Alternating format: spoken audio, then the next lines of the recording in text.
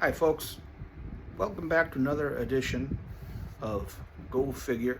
I'm Jeff. Um, Happy 4th of July. Happy 250th birthday to the United States of America. But before I get into today's feature figure, let me begin by saying to my 37 followers and anybody else who's tuning in here for the first, second, or third time, thank you for tuning in and thanks for following with me.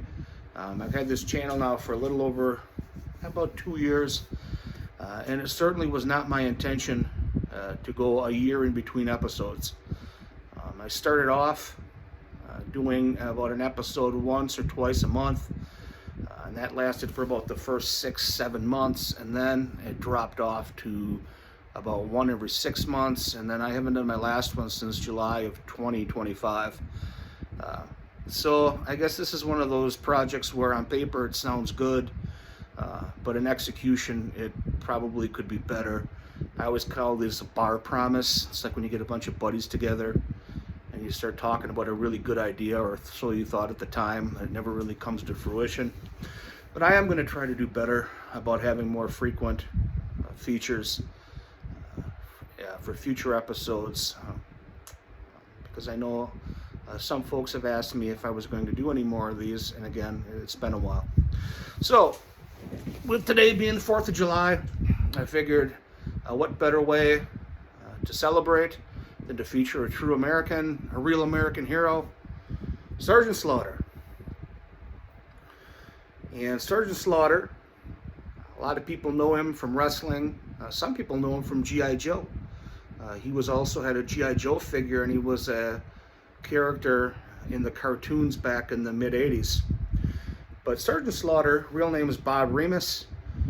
He started off wrestling in the mid to late 1970s, was in the World Wrestling Federation early on as a heel or a bad guy, then took a break in the mid-'80s, and then he returned in the early 90s as an Iraqi sympathizer, which was an extremely controversial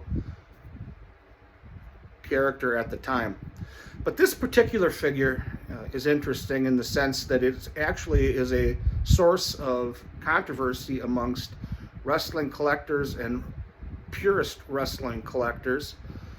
Some people refer to this as the missing or the odd LJN figure. Other people who are technically correct are that it's not an LJN figure at all. And in fact, when Sgt Slaughter left the World Wrestling Federation in approximately 1985, his persona with G.I. Joe was taking off. That did not bode well with the higher-ups at the World Wrestling Federation, and he more or less told them to pound sand, left. And right at that same time, in the early to mid-'80s, you had the LJN explosion. Well, this was Hasbro's attempt at capitalizing and cashing in on that LJN figure that was very popular with the World Wrestling Federation. And Hasbro came along with this. It's about the same size and the same composition as the LJNs, but of course it was made by Hasbro.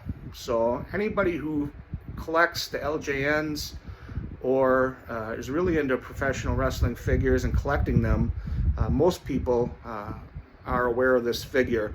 And it was actually mail away, so it was not a terribly easy figure to get your hands on, and in the 40 years that have elapsed, it's become even increasingly difficult.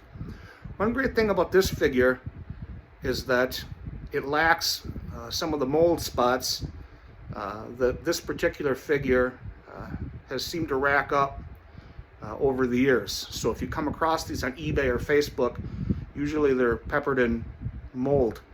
But I got pretty lucky with this one. So in any event, happy 4th of July. Here's my signed, autographed Sgt Slaughter photo to go along with the figure. They have the matching outfits.